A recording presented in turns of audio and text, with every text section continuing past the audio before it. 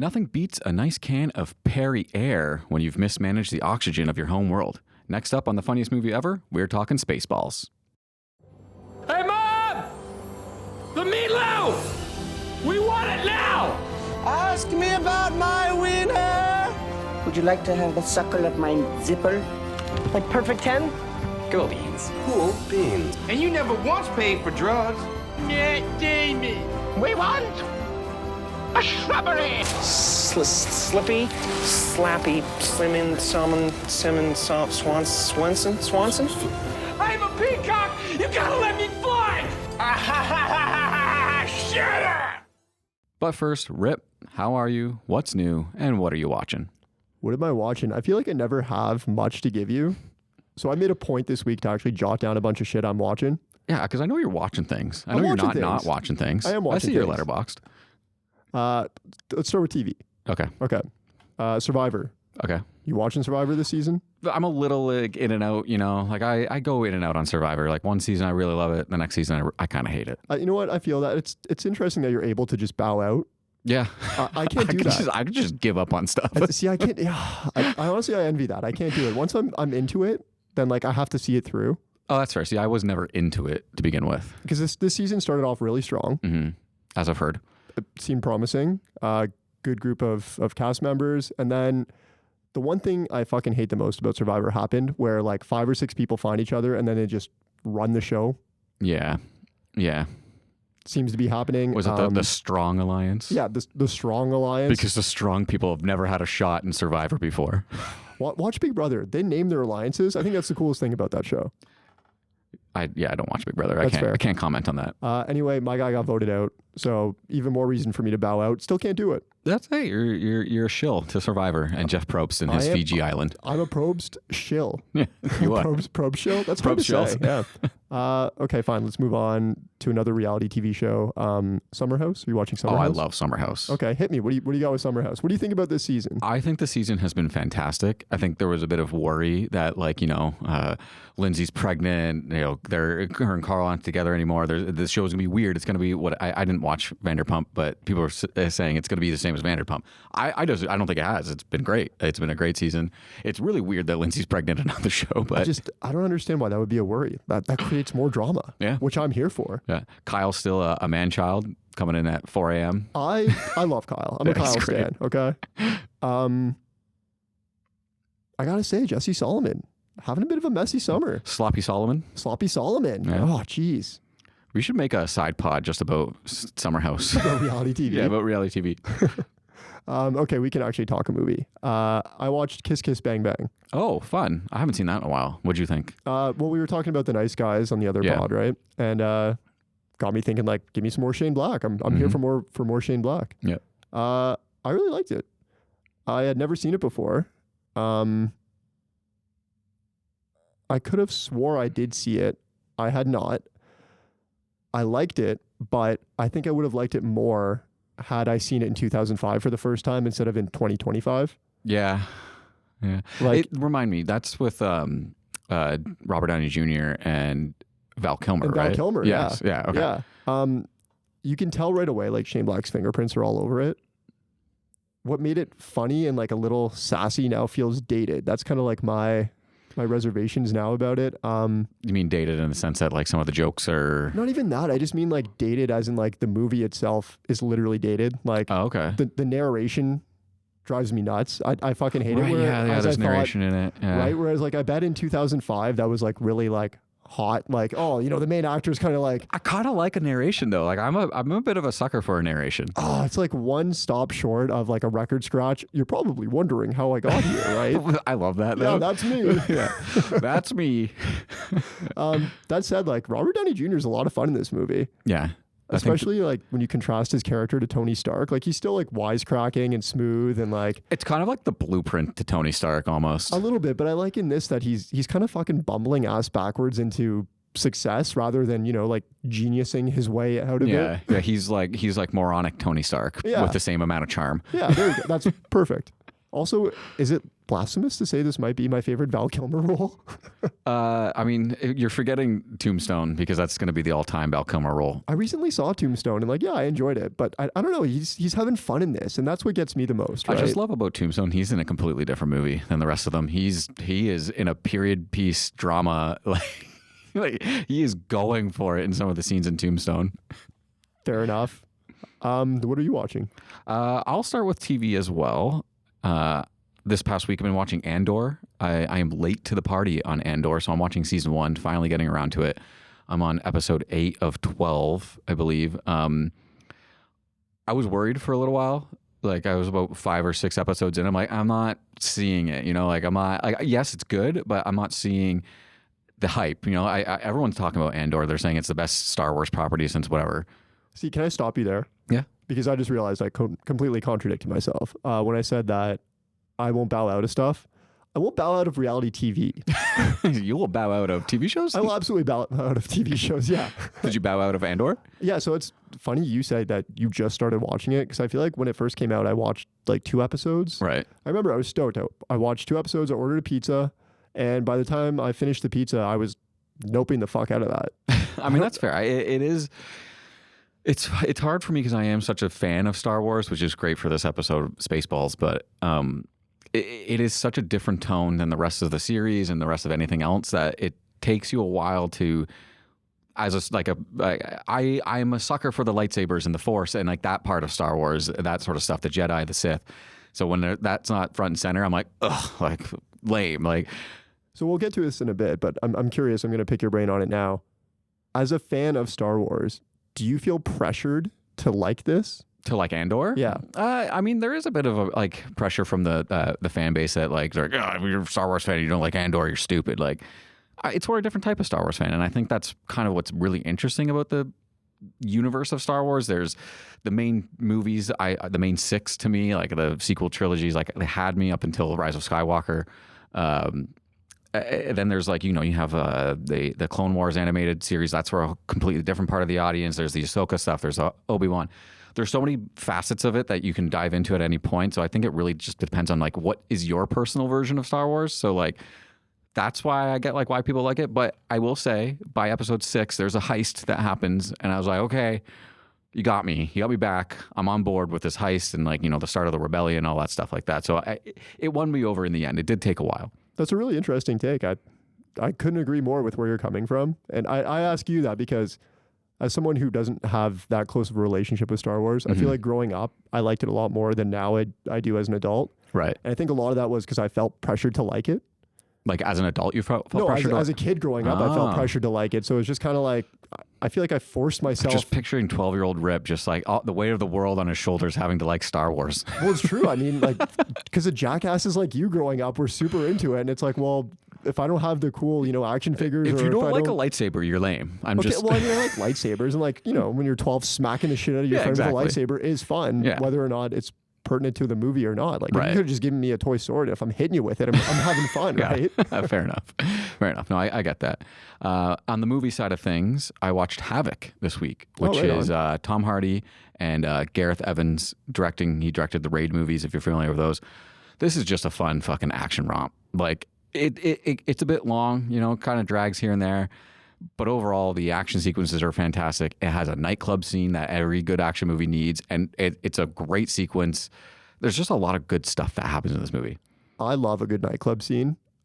Is there a banger playing in the background, or did they opt for a score instead? No, there's like a club banger. You know, it's like big vibes, big techno energy. There's a lot of good stuff in it. Strobe lights going on in between punches. Lots of strobe lights. This is a double level club. So lots of going over the balcony, you know, a lot of that stuff, which is always great. What John Wick is that? 3 maybe? I think there's a nightclub in all of them. Of some form of a nightclub at least. That's good stuff. I can't wait to watch it. Yeah, so that's what I've been watching this week. And remember, if you want to see more of what we're watching and our reviews, check us out on Letterboxd. You can find me at The Chappening. And Rip, where can we find you? Rip from the pod. That's RIPP from the pod. Okay, we're going to take a quick break, and when we come back, we're diving into our first movie from the good, the bad, and the dadly category, Spaceballs. There it is, planet Druidian. And underneath the air shield, 10,000 years of fresh air. We must get through that air shield. We will, sir. Once we kidnap the princess, we can force her father, King Roland, to give us the combination to the air shield, thereby destroying planet Druidia and saving planet Spaceball. Everybody got that? Spaceballs, the movie. Princess Vespa spaceship within range, sir. Good.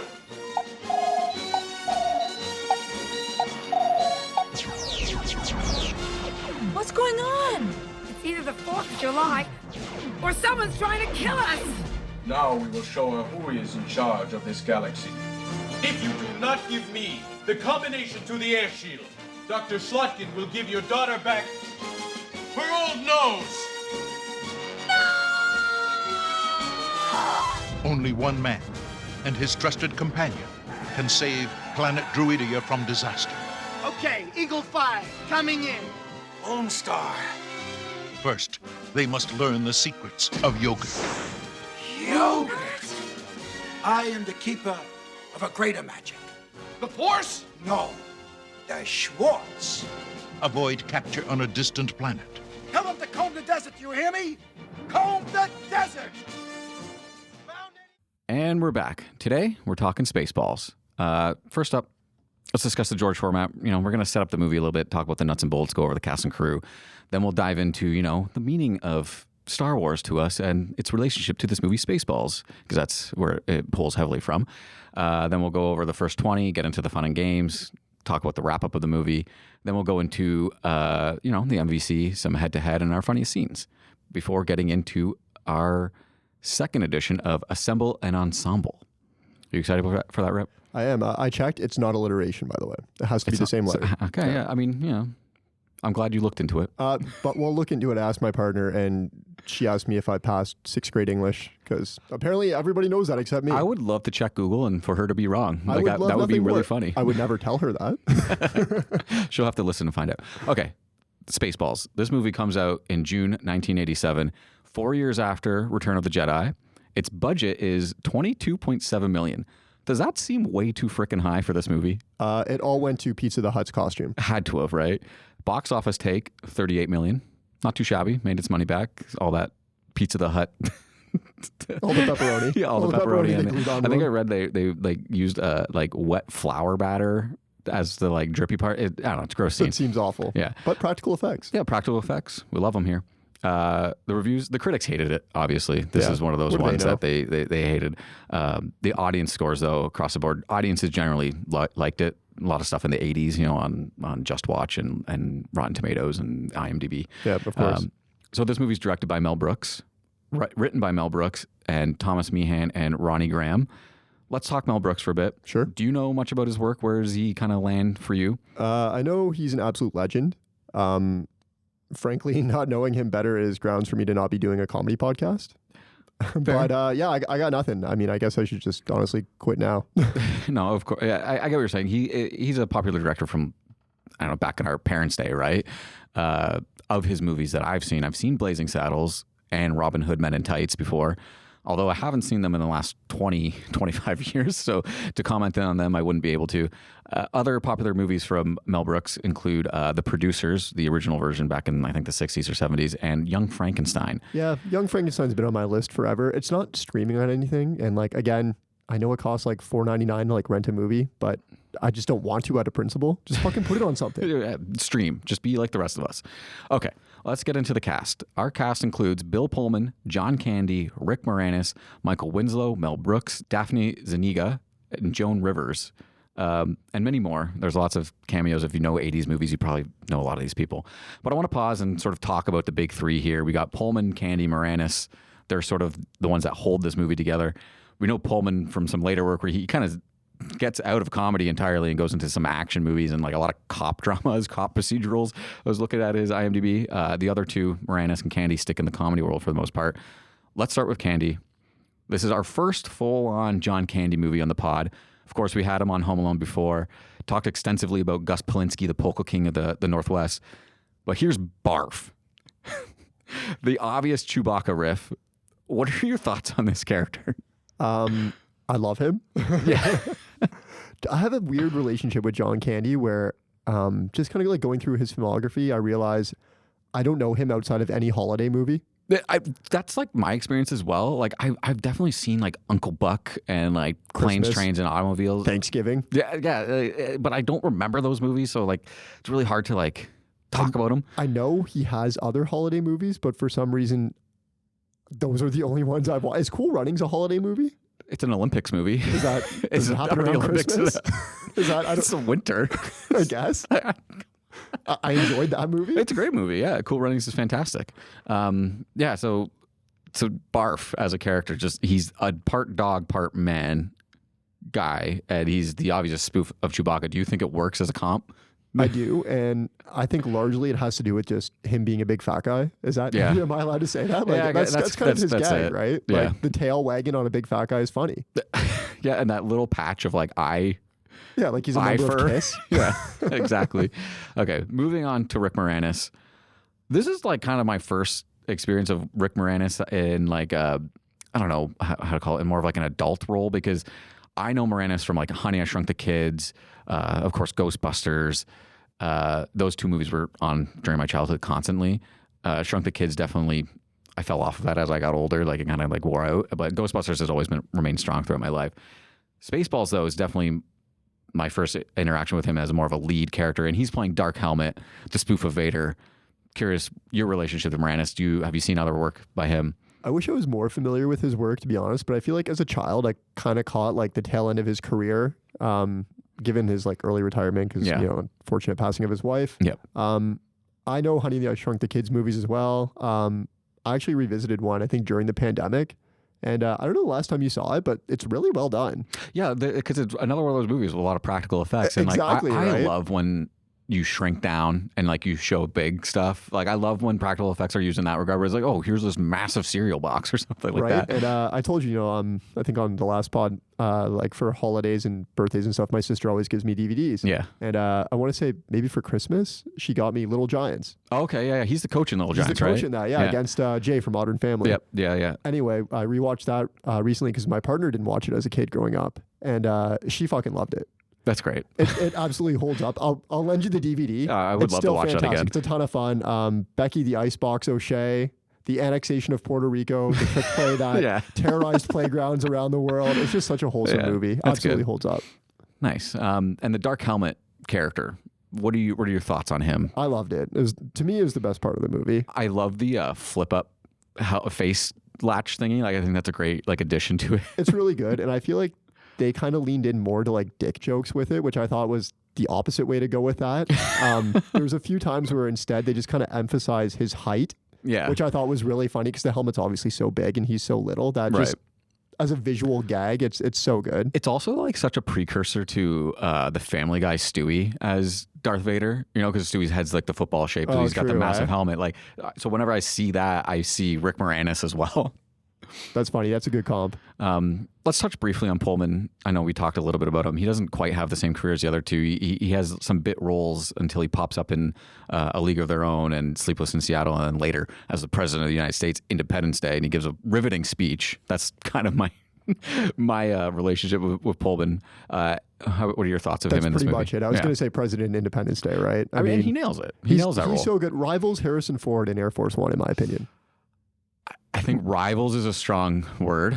Well, I didn't say beat. Yeah. Rivals kind of implies he's on the same level. Hit me with, who's your president? Harrison Ford's my president. Yeah, okay. Well, who else then? So Harrison Ford has to rival somebody. No one. He's unrivaled? He's unrivaled as the American president. Can you do that? I don't think you can be unrivaled. Yes. I mean, I can say he's unrivaled. All right, moving on. The runtime of this movie is 1:36. How's the pace feel for you? It's fucking long. It's long. It drags. There's lots of parts that are just like, okay, we could have sped this up. We didn't need this. And there's 8 too many endings. I want to tread lightly because I feel like a lot of people hold this movie close to their heart. Yes. And I totally get it because reminiscing about it and talking about the gags, way more enjoyable than the movie itself. I completely agree. Like, there's something about the story and the runtime. It all just starts to like, just I don't know, it just doesn't work. But the gags work. That's what I mean, right? Yeah, it's almost as if somebody stitched together like 40 actually funny SNL sketches that parody Star Wars. Yeah, because the plot is so convoluted. The plot is completely like absurd for a parody movie. But the characters themselves are really funny. Yeah. The gags are funny. Mhm. You can tell it's an 80s movie. That's fine. I don't Yeah. mind. Honestly, like even some of the like, I guess effects, what do you call it? Graphics? Yeah, they do the visual effects. It's not bad. Yeah, It's not bad for 87. We'll get to some stuff on the visual effects in just a bit. Let's set up the movie. So this is obviously a parody of Star Wars. It's called Spaceballs. We got Dark Helmet. We've got Barf. We've got Lone Star as the main character, riffing on Chewbacca, Han Solo, and Darth Vader and stuff like that. We kind of touched up briefly on it in the upfront, but what is your relationship to Star Wars? Did you get a lot of the comparisons, like that sort of stuff? I just want to get a sense of that from you. Yeah, I did. And it's, I can't remember the Star Wars movies too well. Right. But this is satire. So like I shouldn't have to really remember them too well to get the jokes. Cause I mean, at the end of the day, you know, when you're releasing a movie like this, you want it to have a wide appeal. Right. Like, yeah, you're, you know, doing satire of a very popular, a million different details, in-depth lore, right? But it should still be surface level so people like me understand. Yeah. And I will say they did a good job in that capacity because I did understand a lot of the references. I got it, even though, you know, my memory is very hazy of all the movies. That said, maybe it's because they crammed like 3 movies worth into a single, you know, parody that I started to lose. I understood what was going on, but I kind of lost interest, I guess, to put it nicely. Right. Yeah. I think that's like a symptom of like there's some 80s specific bits in here too that I think just go over our head because we weren't brought up in that time, and it's kind of hard to like do the internet research to find some of the stuff that they're referencing and like riffing on. But they're like you said, it's not so much that there's 3 movies of content in here; is that they're pulling from a lot of different realms as well. Like there's not just Star Wars in here. There's Star Trek. There's Indiana Jones. There's a bunch of different like movies in Spaceballs. Yeah. Yeah. So back to some of that internet research, and I just want to preface this with like, some of these might be rumors and not as true, but you know, they're the sort of the internet lore that starts to go around about some stuff. But I saw stories that apparently George Lucas loved the script. Mel Brooks shared it with him. It was like, wanted to get his kind of sign off before he made the movie, and Lucas gladly gave him his blessing. Can I stop you there? I have a question for you. Yes. Do you believe for a second if he didn't like it, he would say that? What do you mean? Well, think about this. Like Mel Brooks is like, he's a comedy legend even now, right? Yeah. Like, sorry, even now as in at the time of the script being written. Do you think Lucas would be like, this sucks to Mel Brooks? Probably not. Like, do you think celebrities would ever do that to each other? Like, I guess that's so a good like point. I always find those kind of stories like it's even in the 87, like it's got to be like PR trash, right?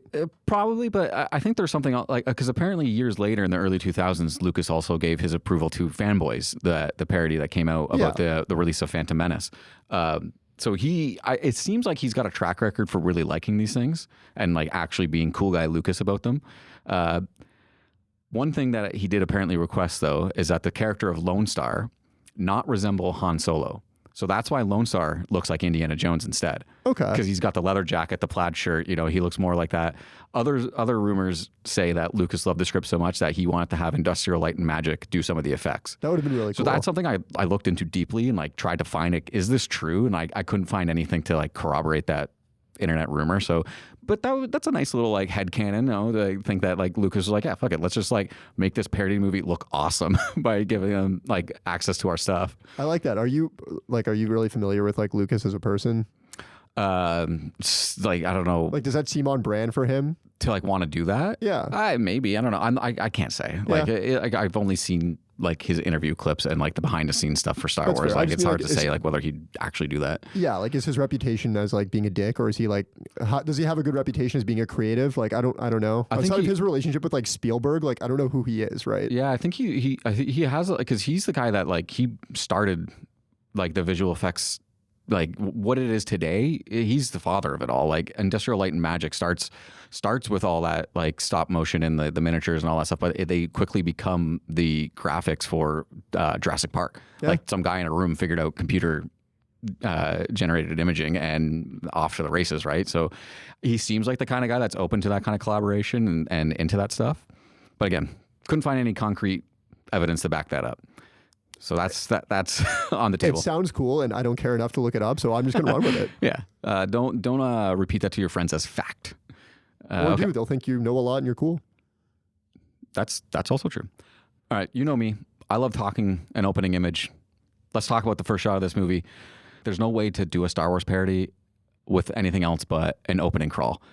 Did you read the whole opening crawl? Did you like this bit? Like, is there any points that stood out to you in this first sequence with the opening crawl? Yeah, I love a good crawl.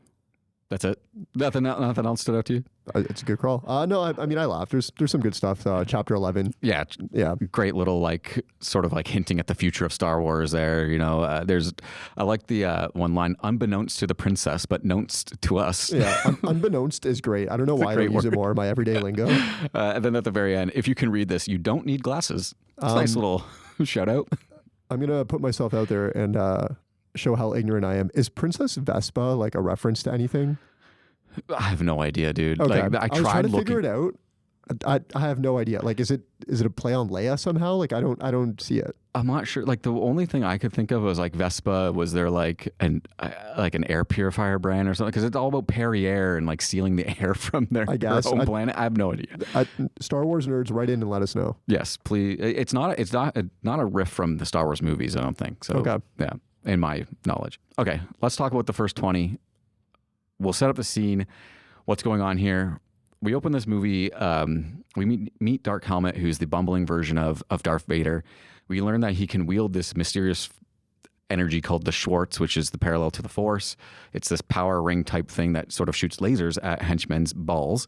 President Scroob has sent Dark Helmet to kidnap Princess Vespa of Druidia so they can hold her for ransom. The homeworld of the Spaceballs is in need of air, so naturally their plan is to steal someone else's. This is where I was wondering, like, is this plot way too complicated for a parody? It's like, I don't know why. Why did they try and make it so convoluted? It's they crazy. tried to work it all in, and then by the end of it, they just kind of like gave up on the like Pizza the Hut plot line too. Yeah, it's all over the place. I don't understand. It doesn't have to be that hard. Yeah. What are your thoughts on this as an evil plan, though? Like, where does it rank in the world of evil plans? Is it somewhere between nuking the Earth's core to cause mass volcanic eruptions and, say, AI from, like, Mission Impossible being the lowest bar? Like, where does it fall for you? Oh, geez. I don't know. I honestly don't know. I don't know what to tell you, man. Well, maybe if I understood it a little better. Basically, the plan is to use a giant vacuum to suck the air off the planet. Yeah. How does that sound for evil plans? I guess pretty bad. That's so stupid. Yeah, but it's kind of funny though, like, when you start thinking about it. Any funny moments in this first section where we're meeting Dark Helmet, we're learning about President Scroob? Anything standing out to you? I mean, anytime Dark Helmet's like on screen, it's hilarious, right? Yeah, he's a good bit. And it's funny because I wrote a lot about, how clever like misdirection and like all the kind of like that style of humor that they really utilized in the 80s. Yeah. And then my first look at Dark Helmet, I'm like, oh, they put like a dick and balls on his chest. That's actually really funny. I honestly didn't notice that until like mostly all the way through the movie. I was like, oh, wow, dick and balls. Yeah. And then again, like, I'm sitting there, I'm like, this is so clever. It's satire. Dark Helmet's ring basically just busts people's balls. Yeah. It's great. It's perfect. It doesn't matter how smart you are or how smart you're trying to be. You always come back to nuts jokes. I don't think people appreciate how smart you have to be that stupid. That's something that like I've learned over the years, like stupid comedy like Simpsons and Family Guy and stuff like that. Like you have to be smarter than everyone else to come up with those dumb jokes. Yeah. Like, the one thing that stood out to me in this opening sequence was the dramatically long ship pan. Yeah, that's that went on for like 5 to 10 minutes. It's funny for me because I had recently started watching the original Star Trek movies, and I think they're ripping on this bit in the I think it's Star Trek Search for Spock or some shit like that, where they get to the Enterprise, and I shit you not, there's a 10 to 15 minute sequence where they're in the shuttle circling the Enterprise, just getting different glorious shots of the Enterprise, and it goes on for so goddamn long. I love that. It's like the equivalent of in reality TV shows like The Fucking Hills or like Vanderpump, when they just show like shots of Hollywood. Yeah. Because we got to fill like 10 to 15 minutes of this. There's not that much drama today. Yeah. But I love it though, because the way the ship comes in as the Star Destroyer and it just keeps going and going. And then at the end, there's a bumper sticker on the end of it. And I can't remember what it says. I remember the bumper sticker for the Winnebago because it says, I heart Uranus. While you were watching the ship, did you fall out of it and then fall back into it? Like, were you like, okay, this is too long? But then they kept going, and then you're like, oh, It had okay, me it's the whole funny way. again. It had me the whole way. Like, but I do know what you mean by that. That we're a bit like it gets old, and They then ran it into the ground, but it comes back it's around. like the Conway Twitty bits in Family Guy. Yeah, some of my favorite bits ever. Okay, so let's move on. Let's talk about our introduction to Lone Star and Barf. Prior to this, we see that the princess was supposed to be married in this arranged marriage, but she kind of this arranged marriage to the galaxy's most tired bachelor, only to play right into Helmut's plans. She escapes, and that's when we meet Lone Star and Barf on their Space Winnebago. What are your thoughts on the Space Bago? I love the Space Bago. Space Bago's great. I love a Winnebago in any movie. I don't care like what it is. Fucking RV with Robin Williams, not a Winnebago, but close enough. Still enjoyed it. I love that this one just is like, it's just got wings and a jet engine attached to the back. It's so fantastic. It's also our introduction to John Candy and Bill Pullman. We meet Barf. He's just crushing dog bones and dog food. And then we meet Pullman. He's playing Lone Star, the Han Solo kind of character. He seems to kind of just be saying his lines. Like, there's not a lot going on from Pullman in this movie. He's just like, he's trying to be the Fonz, I think, of space. I'm just curious, like, what are you thinking about Pullman? Like, is he working for you? He's definitely trying to capture that like Harrison Ford energy, but it just, you can't do it because you're not Harrison Ford. It's also like, it's a parody, so it's got to be over the top. It's got to be sort of like clunky and like not work that well for him. I think that's kind of where it comes from. Yeah. We learned that they owe intergalactic crime lord Pizza the Hut $1 million space bucks. This is great. Honestly, this is what the movie should have been. It should have been the focus on this. Right? Oh, I would have loved this bit. Like, again, all of the money went to Pizza the Hut's costume, and then who's his like mafioso partner? Oh, I can't remember that guy's name. But they look great. Yeah, they're hilarious. Like Pizza Hut looks so gross. Every time they're on screen, I would be howling at this. Like, this is your movie right here. It's also it gives a bit of the bread and butter for this sort of world that I thought was really great. Is when they pick out these moments that are so true to like space stuff in general, like space movies and shows in general, where someone, you're getting a call from the other ship, so you got to put it up on the viewer, right? And Barf goes, "Oh, I'll just throw on audio only for you." Because there's always like it happens in Star Wars all the time, where like they're talking to the Emperor, and like Luke and Han are just sitting in the back seat, somehow not being able to be seen on the screen, kind of thing. And it just makes no sense, but I love it. He's like, "Oh shit, I accidentally hit the wrong button." It's so good. Yeah. So moving on, Princess's ship gets stuck in Dark Helmet's tractor beam. There's a really funny bit here where the robot's trying to talk to her. This is played by Joan Rivers. And she's got space bun headphones on. Yeah, that got me. That's what I mean too. The humor's so like 80s misdirection that it's funny, right? And again, that's something I guess it's a simple gag, but there is some like cleverness behind it. Yeah, 100%. Like I love it because it's so funny. Like you did the space buns, but you did like it's a headphone bit. Like that's funny. Yeah, it's great. Do you think kids nowadays would get that? Get the bit of like headphones? Yeah. Like, do you think they know what that is? Well, I mean, they know what AirPods are and stuff like that. And yeah, I mean, but AirPods don't look like. But also, like, Princess still like hair. over the ear headphones still exist, like Bose and that's true. And, yeah, and you know whatnot. that's true. Yeah, So I'm showing my age. I'm not cool enough to wear Beats. Yeah, I mean, I have a pair of like Sony good headphones at home, but they're too tight on my head. Can you not loosen them? No, they're just, like they just squeeze. Like I make them bigger and they just squeeze my ears. It's just, I can only wear them for like half an hour at a time. What a ridiculous thing to say. I know, right? Okay, so we learned a bit about President Scroob and his dastardly plans and the need for air on the homeworld of Spaceballs. Helmet updates him on the progress of capturing the princess. We have this really good gag here of the beam me up mix up. What did you think of this? Honestly, I was waiting for this part. This is one of the funniest parts of the whole movie. It is great. And like Mel Brooks does such a good job of selling it too. Yeah. He's like, "Why'd no one tell me my butt's so big?" Yeah. But it gets even better because when you think it's done, he just walks into the other room. Yeah. He's like, "Don't worry, I'll just walk." And they're just next door. Like that's so great. I love stuff like that. We catch up with Helmet and his crew for a bit about assholes. The assholes. This is the line, right? When people think of Spaceballs, it's the assholes. Yeah. Keep firing, assholes. I'm surrounded by assholes. Yeah, cousin assholes. The cross-eyed shooter hired by a cross-eyed general. It gets so good. It keeps going. It's really great. So the movie kind of kicks into full gear here, and we get into our sort of fun and games, the midsection of the movie. The king of Gerudia is in need of heroes to rescue his kidnapped princess, so he obviously contacts the nearby Lone Star and Barf.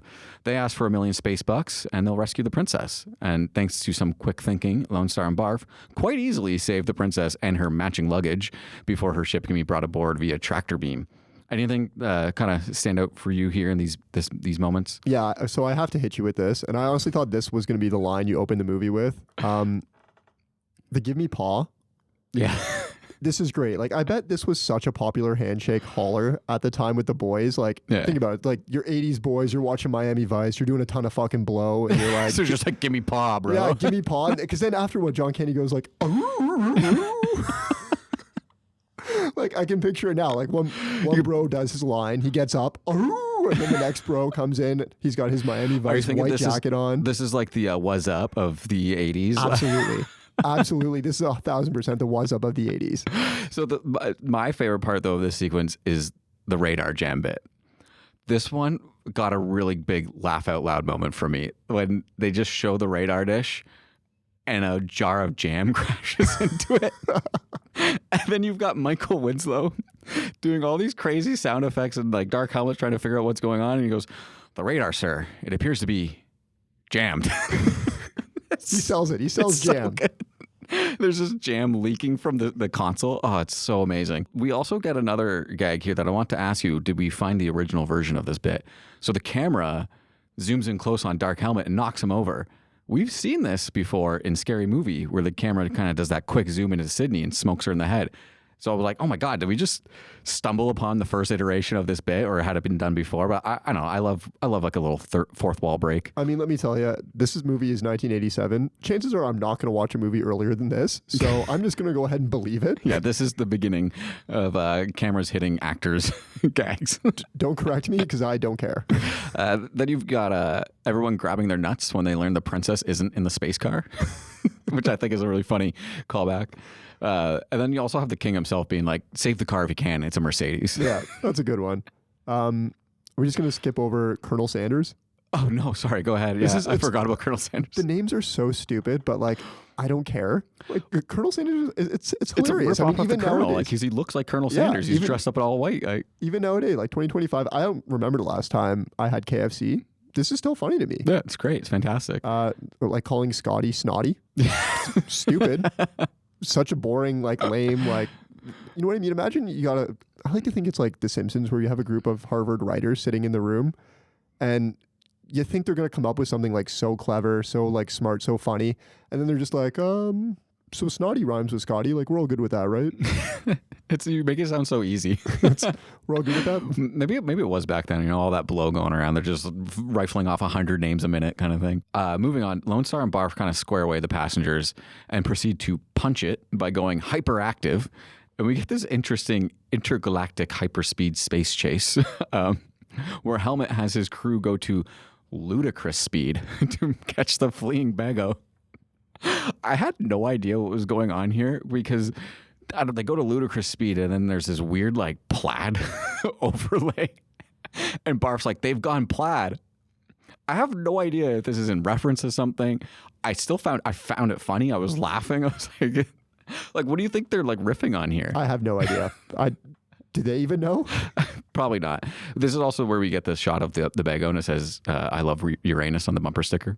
I really like this scene because it kind of reinforces my like theory here that they just tried to emphasize as much as they could how small Rick Moranis is because he's hanging onto the railing for dear life. Yeah. Like, he looks like a fucking child in a Halloween costume. And then they stop and he like crashes into the console in front of him. It's really good stuff. Barf has a great line where he says they overshot us by a week and a half. Before we kind of carry on into the rest of the movie, I wanted to get a sense from you so far. This is kind of like the first 25, 30 minutes. Are you enjoying it? Is the humor working for you? Or is it more so like the plot's not there, but the jokes are good? I go back and forth. It's funny because like as we speak about it now, I'm enjoying it more. Right. Reminiscing about it. Yeah.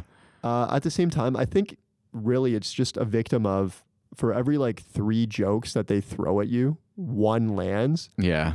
So in the moment, I'm not as satisfied because I'm hitting the 2 that don't, right? Right. Yeah. And now when we talk about it, well, we're only talking about the 1 out of the 3. Yeah, exactly. No, that's fair. Is that kind of how you feel? Yeah, I get what you're saying. Like I feel like any of the stuff that was playing on like the true tropes of like sci-fi and space movies was really working for me. So like the radar jam, the what was it? the long space crawl thing with the ship in the beginning. Like, I think there's a lot of those jokes that are working, but I think the ones that aren't working are the ones that are the jokes that are of the time. You know, maybe we just don't understand the reference that they're doing, and I don't want to shit on the movie for that, because that's not our fault that we're watching it in 2025. No, you're right, and like we'll get to it in a second, but you know, skipping ahead, when they do land on I don't know, the Sandland. What is that? Like It's fake Tatooine. Fake Tatooine, right? Yeah. There's a bit that they're doing where I think it's, what is it? Lone Star says, "Only bring what you need." And we see the princess has a bunch of fucking shit, right? Obviously, yeah. like, oh, you know, women have so many things. Classic, right? Maybe it's just a victim of its time. But even then, like, they double down and what's in this big case? It's a hair dryer. And it's like, oh, okay, like eyes roll. Like, to me, I thought that would be way funnier if it was like just a big fucking anvil. You know what I mean? What? Big anvil? A big anvil. Like, I mean, that would match with like the stupidity of the movie so far. it's stupid and it's timeless. Like, there's nothing wrong with an anvil. Hair dryers, like, oh, okay, we get it. Haha, you know? So it's hard to say. No, I get what you're saying. Yeah, because those jokes that are a little bit, sexist and stuff like that, they just don't land. They just don't work today. Like, it's just not. It's also not funny. Like, well, that's what I mean. Like, inappropriateness aside, it's just not funny. It's like lazy writing. You know? I agree. Well, you already touched on it. The Beko crash lands on fake Tatooine, which I believe is the moon of Vega. They run out of gas. The group spends a lot of time wandering the desert moon that they've crashed on, each going kind of delirious with dehydration. They're rescued by the Jawas of this story, who are called the Dinks, and they're taken to meet Yogurt. Here, Lone Star learns that he too can wield the Schwartz and begins his training. Let's discuss Yogurt and the Schwartz of it all. Was there some ad in the 80s about yogurt where everyone's like, I know yogurt? Like, what am I missing here? I mean, is it just funny to call him yogurt? Is it as simple as, like, it's close enough to Yoda? Like, is that the joke? I think that, I feel like that's probably what it is, and I'm getting too in my head about, okay, what are they referencing? Like, I want to understand the bits, and maybe, yeah, you're right. It is just, everyone loved Yoda. Everyone loves yogurt. It's true. I do love yogurt. Yeah, so vis-a-vis yogurt. Yeah, apparently everybody loves yogurt other than Rick Moranis, right? Yeah. Not even with strawberries. So stupid. It is stupid. Lone Star learning or / trying to find out about who his parents are, but he never could because he was raised by monks who had taken a vow of silence is a really funny guy. Okay, that's funny. See what I mean? Like, that's timeless, yeah, right? Exactly. Even it's now, timeless. that's like funny. it's good. And then of course you got Yogurt and all of his merchandising that he does. I think that's a really funny comp to just, the nature of like what Lucas did with Star Wars. Like he was like, hey, give me sequel rights and all the merchandise and you don't have to pay me anymore. Yeah, what Disney is doing now. What do they call it? Spaceballs 2, the search for more money. Yeah, exactly. Yeah, exactly. Nailed it. One thing I wanted to touch on though, before we talk about the villain's sort of adventure on the moon was, how recently have you seen Phantom Menace? I think you and I saw it, 2 summers ago in so theaters? It's kind of fresh in your mind. A little bit, yeah. I'm just curious, did George Lucas steal the first 35 minutes of this movie as a blueprint for Phantom Menace? You've got trade agreement gone wrong, royalty on the run, emergency landing on a sandy planet. Isn't that all Star Wars movies? They don't all start that way. I guess they kind of all do follow that path, but like this one's very like reminiscent of Phantom Menace to me. Just sort of the first 35 minutes of it where they're all that's going on. I mean, I'll take your word for it for sure. Yeah. Okay. Let's look at the moon of Vega from the bad guy side now. Helmet and co. have been in hot pursuit of them when one of his lackeys has an idea to watch the instant cassette of the movie to find out the ending so they can find the location of Lone Star and crew. I enjoy when movies do meta things like this. It can be funny, but like I feel like I'm talking myself into liking this bit, but also I like it as well. Like I don't know where I stand on this one. No, I completely agree. And meta's very hit or miss for me. This got a chuckle out of me. Okay. Overall, though, I feel like it's almost at the point though of being driven into the ground and not in the way I like it to be. Yeah. Like we both really enjoyed Unbearable Weight, but I feel like the earlier movies, like earlier as in the 80s, 90s, 70s, whatever, they just never really stick the landing with me. Maybe it's like, I can't tell. I go back and forth because I'm like, is it the style of meta that isn't working for me? Or is it Marvel's ruined it for me by winking and nudging me? Do you know what I mean? Like, hey, like, did you see what we're doing here? We're being meta, right? Yeah.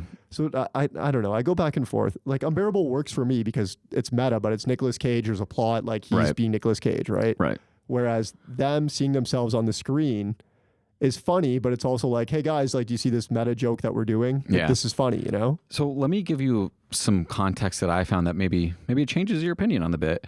I looked into it a little bit, and a Reddit user was suggesting that this is in reference to Wrath of Khan. In Wrath of Khan, the original one, Kirk watches security footage of Spock's death, but very clearly the security footage is just the movie. Like it's not like you know, like when you watch security footage, they put like the security cam filter over it. It is just very clearly the movie. Like it's the same scene from the movie. So they think that this bit is in reference to that, kind of knocking on that. That's better. I mean, 'cause, honestly, like call me Peter Griffin, but like these kind of jokes insist upon themselves. Yes, you know what I mean. Yes, 100%. It insists upon itself. You're trying too hard to get me to laugh. Is there anything else from the villain side of their adventure on the moon? I mean, combing the sand. I fucking loved combing the sand. I mean, it's funny. The combing the sand, it's funny. And again, like, are we being too literal here? This is the style of humor in the 70s and 80s, right? When you're doing misdirection, when you're doing sound effects like Police Academy, when you're doing too literal jokes like this, it's Naked Gun, Airplane, like it massive is funny. comb on the desert is funny. It's funny. It is funny. It's a visual gag, but it's also, again, it's kind of clever. Like, yes, you're combing the sand. Yeah. Moving on, Helmet finds their location and tricks Vespa using the Schwartz, takes her prisoner on his ship, and heads to Druidia for the ransom. And the ransom is they're asking for 10,000 years of air by sucking it off the planet. Of course, Lone Star and Barf show up to save the day. They trick some guards to steal their uniforms, a la Luke and Han in A New Hope. There's a shootout, but our heroes make it back to the Bego and relative safely there. Anything in this sequence where, you know, Helmet's capturing Vespa and Lone Star and Barf are rescuing her stand out to you? I am a sucker for two main characters beating up two henchmen and stealing their outfits. Yes. That trope will never not be funny. I mean, we already did it in Austin Powers. Yeah. It's perfect. It's great too because the henchman comes back later and is like, those are the guys that beat the shit out of me. Yeah. It's the callback. Maybe you can help me with this. There's a TV show or movie that does it, and they try and beat them up, but then the security guards beat them up instead. It sounds very much like a Family Guy sketch. I can't remember what it's from, but it sounds familiar. When it goes the other way, it's just as funny. Yeah. Honestly, maybe funnier. It could be. I think so. There's the way he threatens to give her old nose back is kind of funny to me. Like, and the dad's just like, no. It's just like, again, what are we doing here, guys? This is the plot. Yeah, and then they turn off the whole movie by ending the call. Yeah. All right, end the call, and then the whole movie goes out. I like stuff like that. The one gag that really stood out to me is there's a bit of a misdirect that happens, and I can't remember the exact setup, but basically Helmet and all his men are chasing them before they get back to the Bego, and instead of catching the real them, they catch the stunt doubles. This is this rivals the this is really good. The funniest scene in the movie. Yeah, this is really fun. I like it. Unfortunately for the heroes, it's too late because Scroob and Helmet have reached Druidia, and their planetary shield is already open, so they don't even need the princess after all. They can just fucking get Mega Maid on the scene and and vacuum up the atmosphere. What was the combination again? Isn't it literally just 1, 2, 3, 4, 5? Yeah, it was something as basic as that. Something about the way he says it though, and then it just being echoed back by all of the henchmen. He's like 1, 2, 2. Then what is it? Mel Brooks. So that's my luggage combination. Yeah. We'll have to change my luggage combination too. Yeah, that's good stuff. So the whole plan to steal the air hinges on Dark Helmet's ship being a transformer. What did you think of this whole gag of the ship turning into Mega Maid? It got me. I'm not going to lie. I mean, just seeing the giant vacuum. Yeah, and it sucks like the snow off the mountain. Yeah, it's a great like visual gag for sure, where everyone's kind of being blown around by the vacuum and they're all losing air kind of thing. How do you think this ties into the bit later on about the head landing on the Planet of the Apes planet? What do you mean? What came first, do you think? Do you think they conceived the gag to have them show up on the beach with the apes?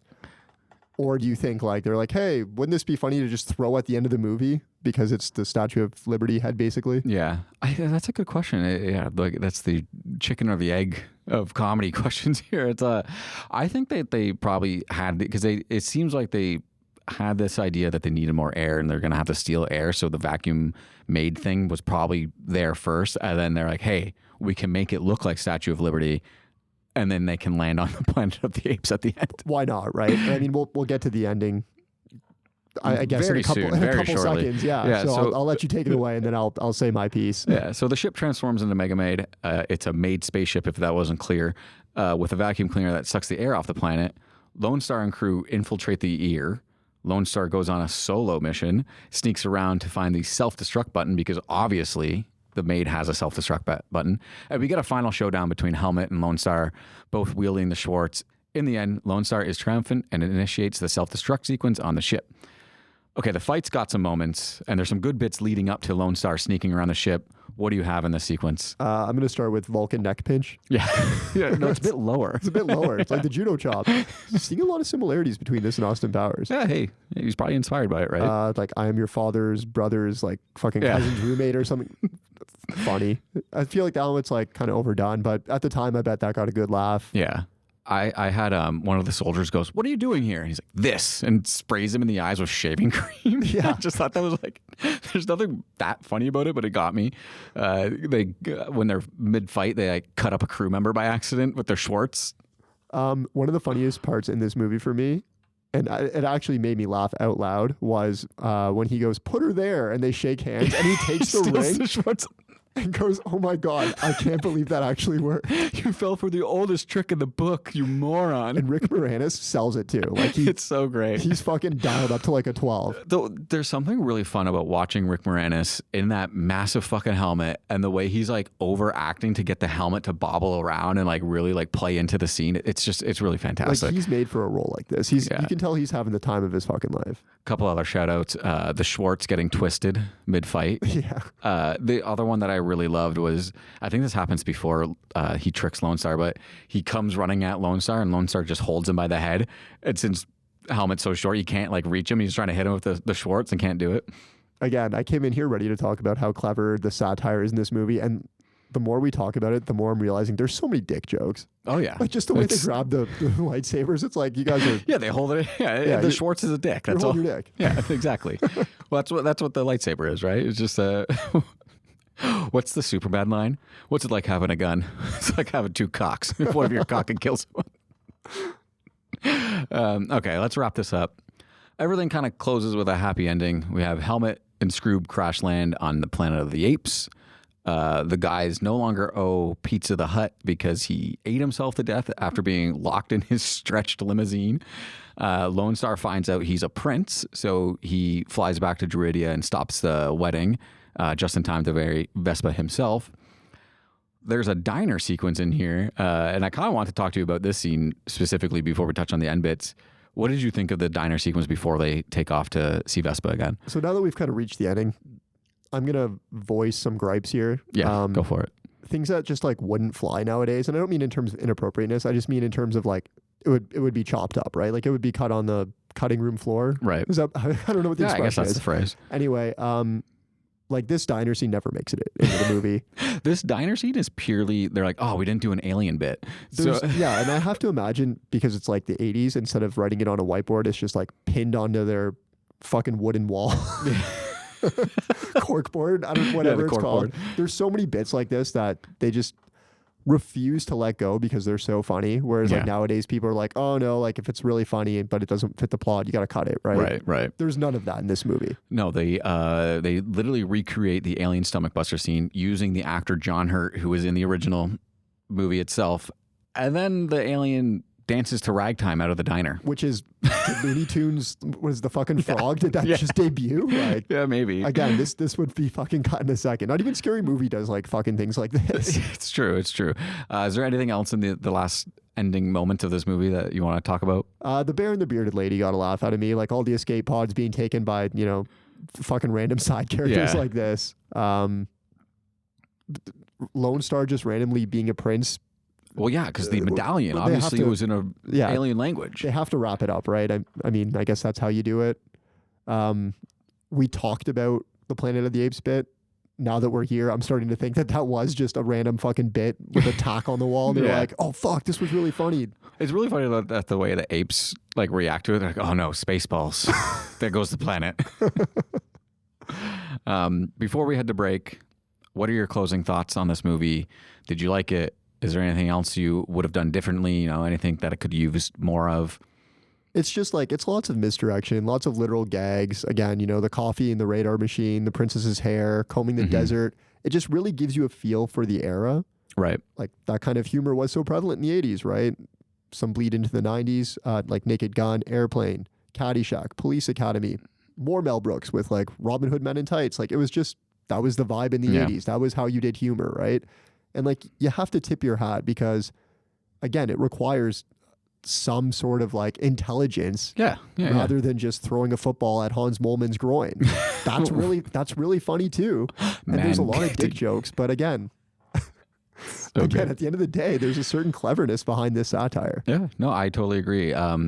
Would you say you liked the movie? Were you a fan of the movie? Did you like? I'd say I'm a fan of the humor, right? But I'm the movie I could do without. Yeah. Like I could do without ever watching this again. But if somebody brings it up over a couple drinks, like I'm gonna have fun talking about it the way I'm having fun talking about it right now. Yeah, with you. I totally agree. I think, like you said, there's some really great bits in it.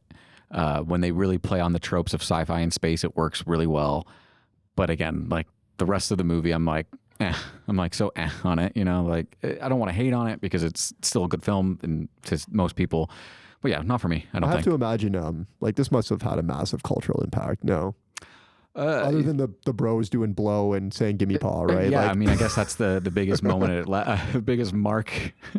I'm gonna have to do some user research and speak to my dad about this one and ask him like how popular was this thing actually. Yeah. Okay, let's take a short break and then we'll knock out the funniest scenes, MVC, and head to head, and then we'll get into our ensembles. Hey, TFME listeners! You can find us every Wednesday on Spotify and Apple Podcasts. If you're enjoying the episode, don't forget to hit subscribe and drop us 5 stars. Instagram and Letterboxd links are in the episode's description. And we're back. Okay, give me some of your funniest scenes. I really do think the funniest scene is Rick Moranis in the final showdown, and he walks up, put her there, he takes the ring. Again, he just sells it so hard. He's doing his thing, he's emphasizing the size of the helmet on him. Yep. He's fucking bumbling around. And his reaction to actually pulling it off is so fucking funny. Yeah, he loves it. And it falls down like a sewer grate or something he too. Drops it. And it turns out he didn't need the shorts after all. It's so good. What else you got? The stunt doubles. Yeah, stunt doubles was really good for this too. Like just a good like misdirection gag, right? And I couldn't figure out where we were going to go from here. Yeah. When they did catch them. Again, because I hadn't seen this movie in so long.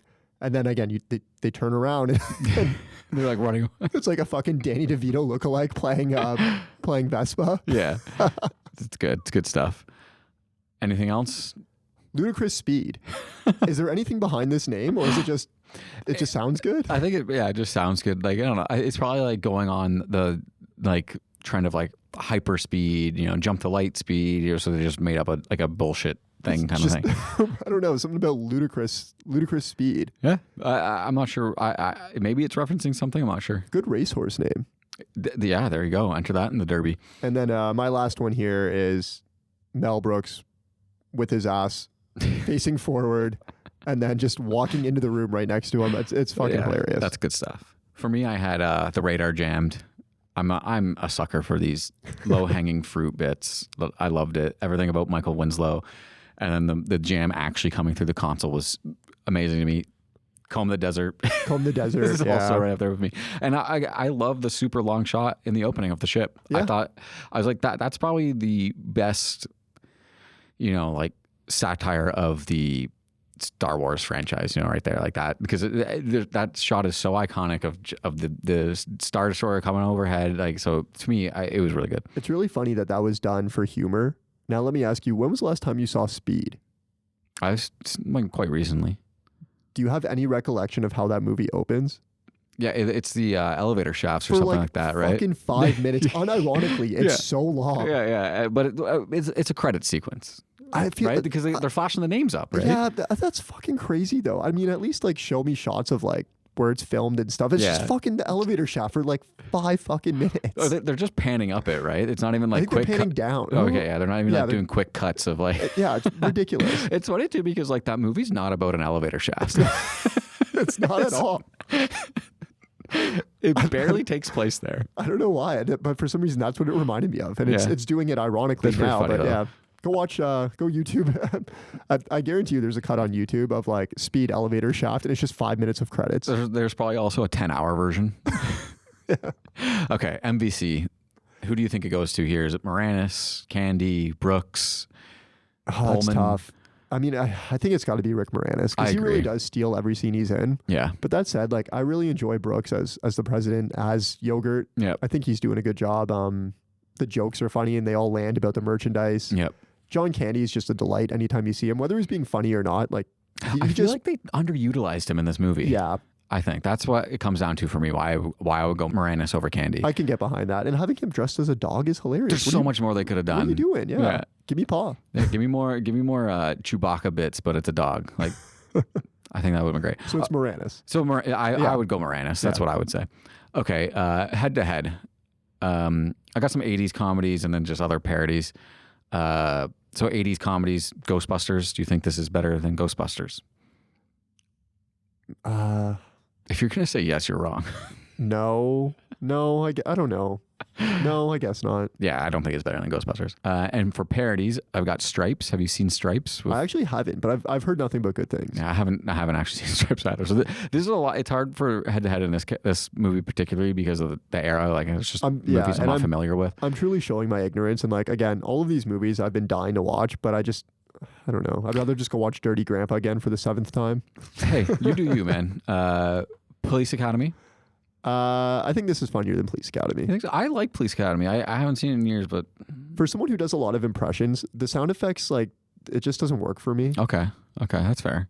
That's not all of Police Academy, by the way. I know, but it's like a large fucking part of it, isn't it? Yeah. Have you seen Three Amigos? Is that the Martin Short, Steve Martin? Yes. Is it Chevy Chase? Is he the third? I think it is Chevy Chase. Like a long time ago with my dad. Right. I don't think I have the recollection to say whether or not this is funnier. Okay, so let's talk 2 movies that we have done on the pod before, Powers and Scary Movie. Where does this sort of compare against those 2? This is interesting. Well, first of all, Powers is all time. Powers is all time. So I choose Powers. Yes. Scary Movie, though, it's a fun contrast because in the same vein, I didn't enjoy watching the movie as much as I enjoyed talking the gags with you afterwards. Yeah, the bits are great in Scary Movie. And that's what this is, right? I mean, you're using the movie itself as a vehicle to just make outrageous bits and gags. And like, here I am shitting on like the Planet of the Apes and that it has nothing to do with the movie when really it's a funny bit and the movie serves no purpose other than to make funny bits. Yes, totally agree. I think Scary is a bit better. I think they leaned more into the genre of it all. And I think that's what works. I think when Spaceball is being the sci-fi parody, it works so much better than the other stuff to me. Yeah.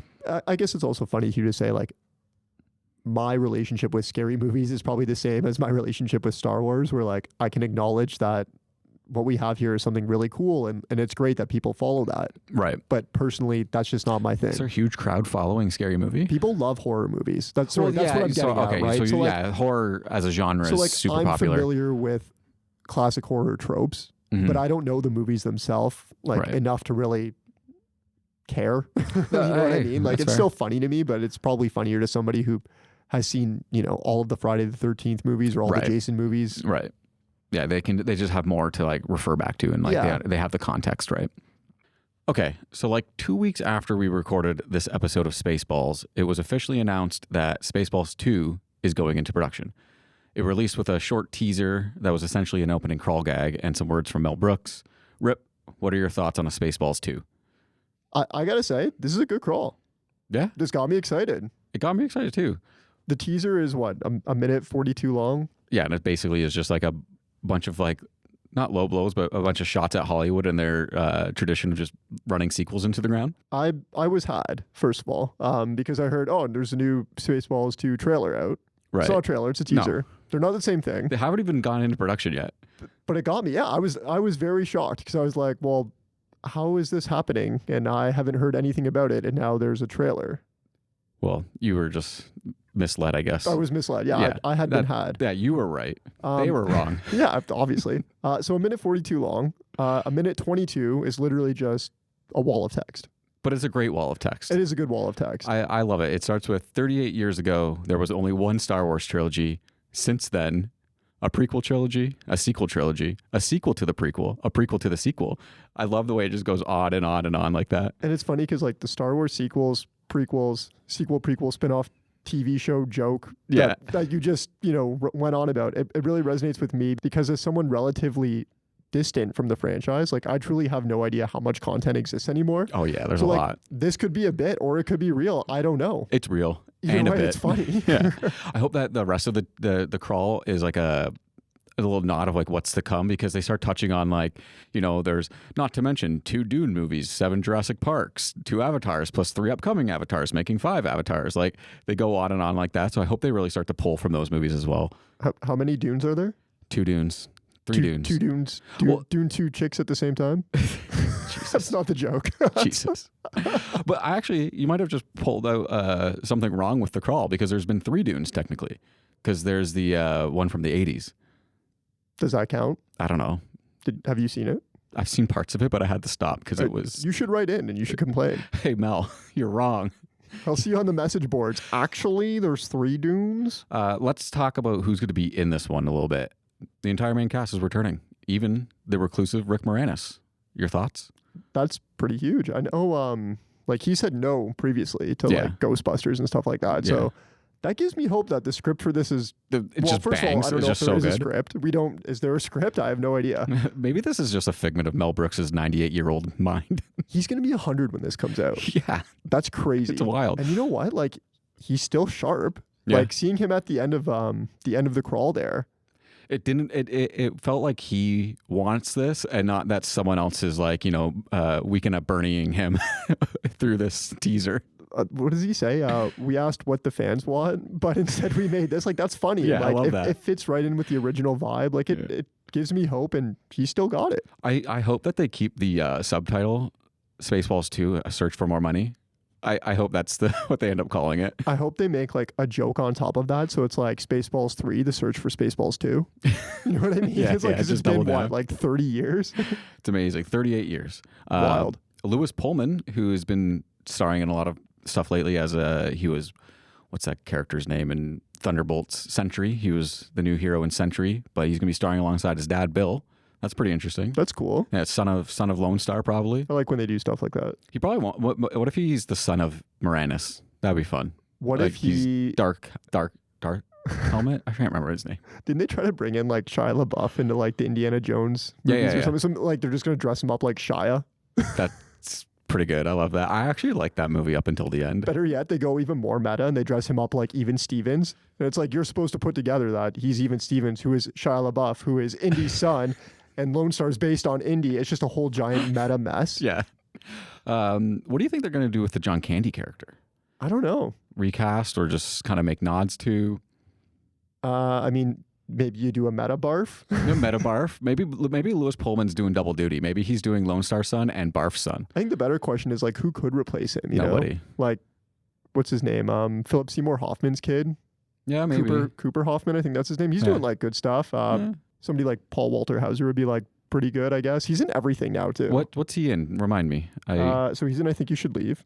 Okay, yeah. So I don't watch that show, so he's not coming familiar. out in The New Naked Gun. What else has he been? I'm very excited for The New Naked Gun. I'm not really sure what else you would know him from, to be honest. That's fair. Any other thoughts on this teaser before we get back to the assembling and ensemble? I just have to say, like, again, for as much as maybe me and you didn't enjoy this as much as other people would have, again, he says very carefully. Yeah. Like, this got me excited. I'm more excited for Spaceballs 2 than I am for Spaceballs 1. Yeah. I mean, but like we said throughout the entire episode, like reminiscing with the bits is a lot of fun. The plot's all convoluted and whatever, and there's stuff that's probably going over our head. So it'll be nice to see what they do in a modern setting. Yeah, like I'm officially on the lookout for like new stuff that drops, you know? Yeah. Give me castings, give me like any kind of inclination of what this movie's going to be about. I also just love that, like, because there's another scary movie coming soon too. So like parody movies are back. Yeah, spoofs are back. Love it. Yeah. All right, let's get into Assemble and Ensemble. That's right. We're keeping it going this week with another edition of Assemble and Ensemble. This week, the crew we're gathering will be for our very own parody movie. Here's how it works. Rip and I will each choose a type of movie genre to parody and then fill out its cast and potentially share a few bits along the way. So, Rip, do you want me to go first or do you want to go first?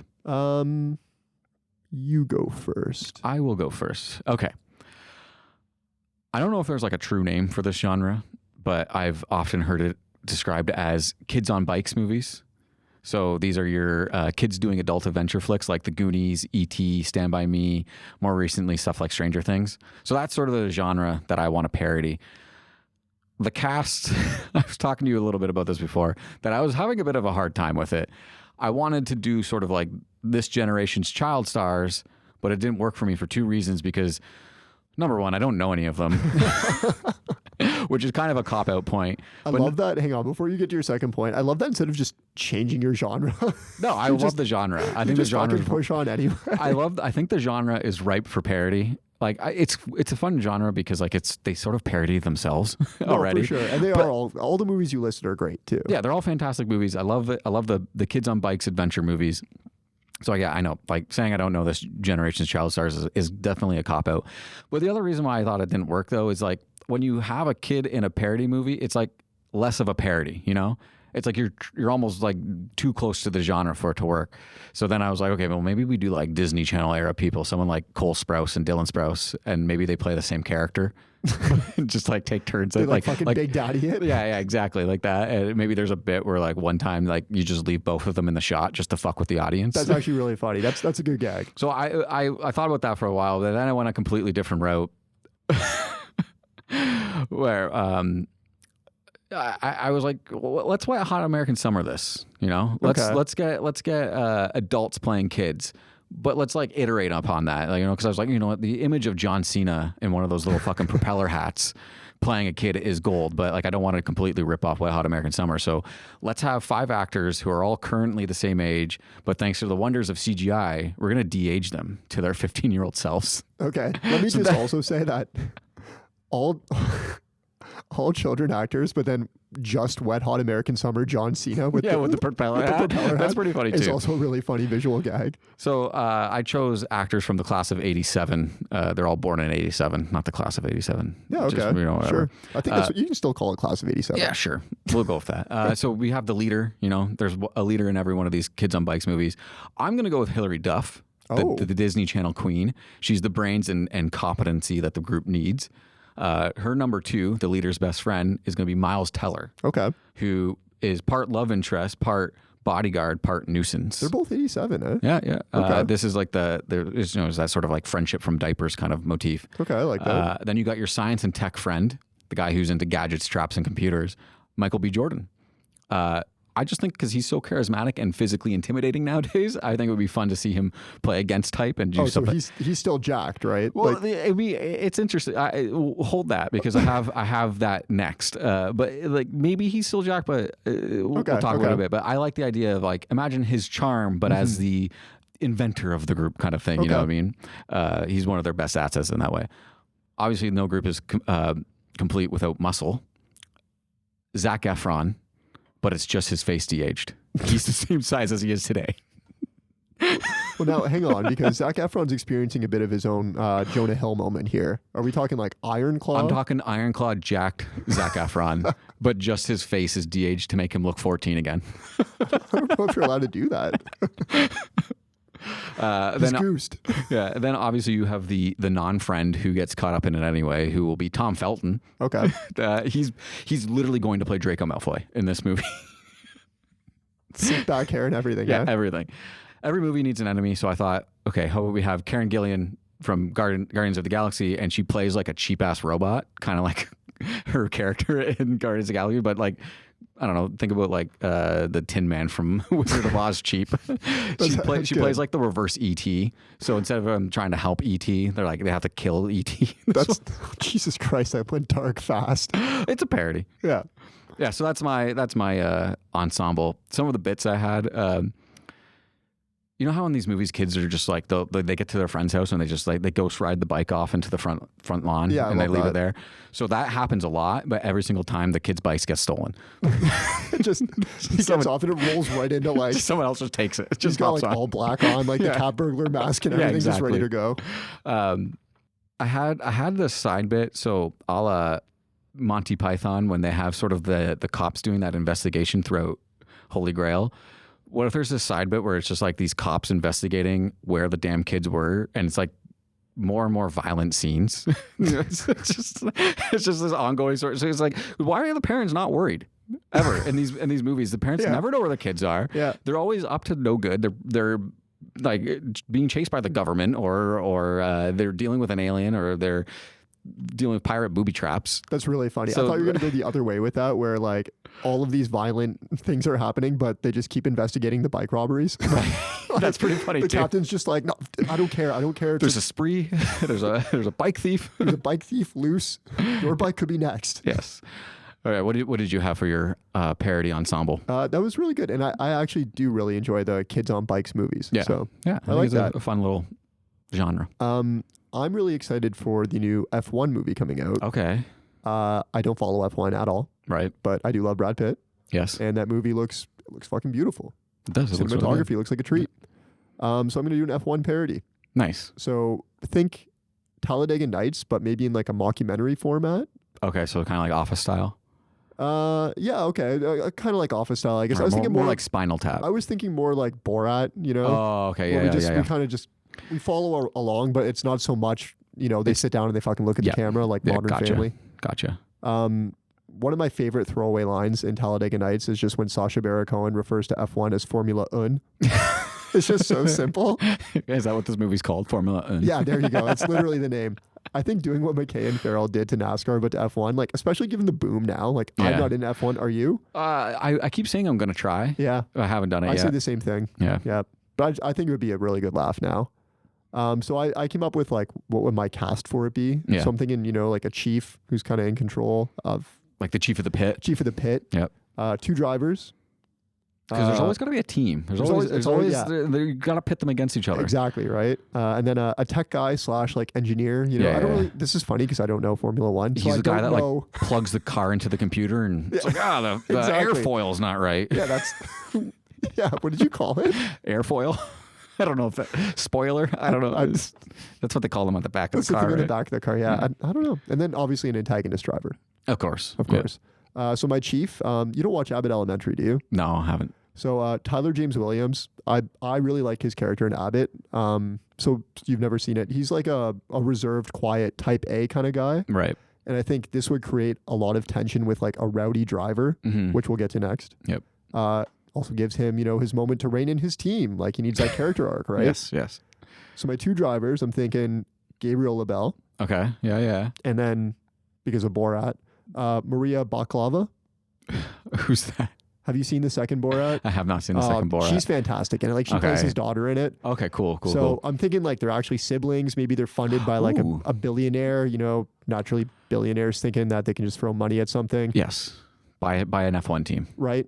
Family is massive narcissists who obviously want to document that anybody can be an F1 star. Can they be like orphans, like in Blades of Glory? Sure. Why not? A billionaire adopts them to create a Formula 1 racing team. So tell me if you remember this trope, because I'm going to steal this from an episode of Clone High. Okay. So LaBelle is your wild card. Yes. I'm thinking he pulls, you know, some inspiration from his Snack Shack character. Yep. You've seen that, right? Yes. Yeah. He's just not like 13 or however old he is in that. Right. Now, the trope, though, is going to come from Clone High, where Joan of Arc joins the men's basketball team as John Dark. And she simply just wears the fake mustache. Yeah, I remember this. So I'm thinking maybe we just put a fake mustache on Maria and she's now suddenly allowed to participate, which is actually really funny because women can be F1 drivers. I just don't think there are any. But for the sake of this, it's a movie. We're just going to say maybe this is how women became allowed to drive in F1. That they had to dress up like a guy to do it? Yeah. And then she won, and maybe because you're going so fast, the mustache just flew off. The mustache was she driving without a helmet? Yeah, I don't know, man. No, No, I love it. That's great. My tech guy. Do you know Kyle Mooney at all? Yeah, I know. Yeah. Yeah, he doesn't really do much now outside of SNL. Yeah. I think this would be like a really good part for him. He can play like the nerdy guy really well. Yeah. Maybe like, I don't know, mix in some drugs or something, because drugs are always fun. And, Yeah. you know, There's always driving gotta- under the influence isn't funny, but it could be in a movie. I don't know. Just maybe a 40-year-old version. slap an 18 plus on it and then it's okay, right? And my antagonist driver, this is like such a like cliche pick. It's Glenn Powell. Oh, yeah. There you go. I love him as Hangman. I always want to call him Bagman. Is that like, I think what the one character calls him? Yeah, the one. Yeah. But yeah, I mean, he's hamming it up. He's having a blast in Maverick. Let's throw him in here. God, I gotta rewatch Maverick. Yeah, me too. He flew a plane. He can drive a car. It's the same thing. It's the same thing. One's arguably a lot harder, right? Like flying planes. Like that's. Oh, so you agree that flying a plane is hard? Yeah, I agree. I also agree that I could do it. I could get a plane off the ground. No problem. Landing's a different story. I don't know about that. You just hit the throttle and pull back. All right. Okay, so next week we're going to return to Writer's Room. Rip, what prompts do you have for me today? I want you to give me a movie with Stanley Tucci. Nice. And I don't know what you call these kind of movies, so I'm just going to call it a double duty comedy where I want Stanley Tucci to play both leads. Double. Okay, yeah. And I want the thing to be, he wins a large sum of money. Okay, cool. Yeah. I like that. For you next week, I have Asa Butterfield, the kid from Sex Education. Okay. A supernatural comedy, and a train. Just a train? A train. Okay. Yeah. Interpret that as I will. A locomotive. A locomotive? Could it be a toy locomotive, or you want like an actual fucking locomotive? This is up to you. This is your movie. The Russian ice hockey team locomotive. Sure, I didn't know that was a thing. But yeah. If you want it to be, the 1982 Denver Broncos. Okay, Rip. What movie are we covering next week? Next week we're pulling from that new. We're talking Ricky Stenicki. Thanks for listening. You can find us every Wednesday on Spotify and Apple Podcasts. Don't forget to check us out on Instagram and Letterboxd. The links are in the show notes.